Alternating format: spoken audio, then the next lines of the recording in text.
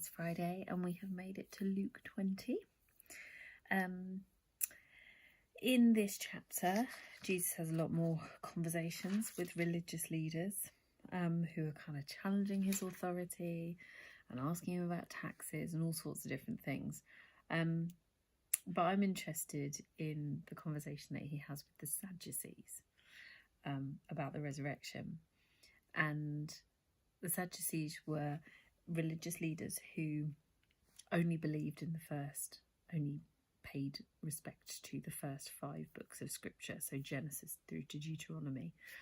And they were quite a pernickety bunch, and they had not found any evidence of a resurrection in those 5 books. And this was, I think, probably a subject they were pretty hung up about.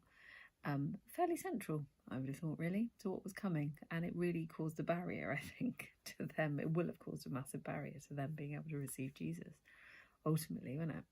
But the point is, this was their pet subject, was resurrection. And so they come to Jesus with this question, which I bet they'd used to trip up the Pharisees before, you know, the Pharisees and Sadducees going head to head with a load of questions and arguments. So they bring this really convoluted question to Jesus, trying to kind of trick him and catch him out, talking about a woman who's married to one guy and then that guy dies and then she marries the brother and then the brother dies and then she marries again and da-da-da, and whose wife will she be in heaven? And Jesus answers this question. Essentially, it's an irrelevance. There is no marriage in heaven. You won't be thinking about that in heaven. But he gives them a good answer that they like. But then he answers another question, the question they didn't ask, the question that they were really interested in, which was the one about the resurrection, really, was about resurrection and coming back from the dead. And he says, but now, as to whether the dead will be raised, even Moses proved this when he wrote about the burning bush.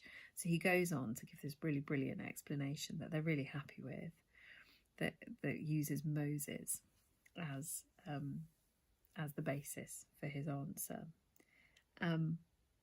But it made me think about those times. I don't know if you've had this. I certainly have had lots of times where people will come to you with a really kind of like knotty question, you know, like, why does God allow suffering in the world? Or why would God let this thing happen? Or, you know,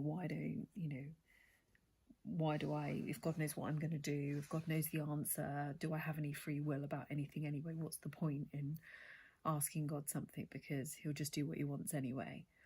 And sometimes I think we can feel quite overwhelmed when people come to us with questions like that, like we have to have all the answers. But actually, I think what Jesus shows in this moment is that you don't have to have what he does have the right answers, and you can answer those questions to the best of your ability. But the reality is there's often another question underneath that, and often it's a bit of a power game and people are trying to catch you out, but really there's a question underneath the question.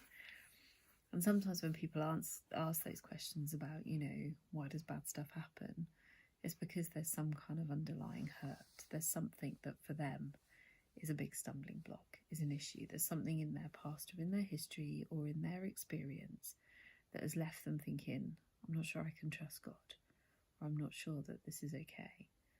And what it is, that question is sometimes an invitation to like listen and care and be curious about their experience. So yeah, I just thought it was something to learn from and remember, that actually when we get knotty questions, sometimes there's actually something else underneath. Sometimes there's actually a question about what they really want to know or question about the character of God that's underneath that and behind that. And God is always good and God is always faithful. And in those moments, my testimony about my experience with God can be as powerful, more powerful than any clever answers I might be able to give. So yeah, thanks for this week. It's been really nice talking with you. Bye.